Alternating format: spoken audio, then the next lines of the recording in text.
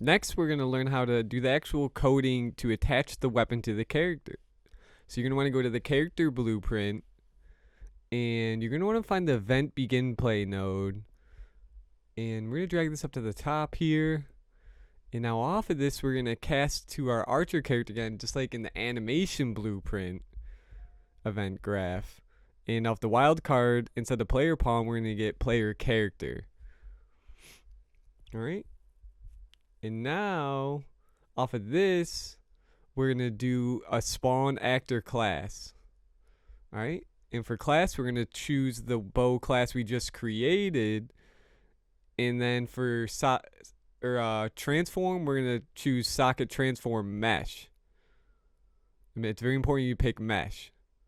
All right. And then off of this spawn actor, we're going to get attach actor to component, not attach actor to actor. Take the return value, put it into target. Take this mesh, drag it into parent. And you'll see now it's asking for a couple of sockets. So next we're going to create the sockets.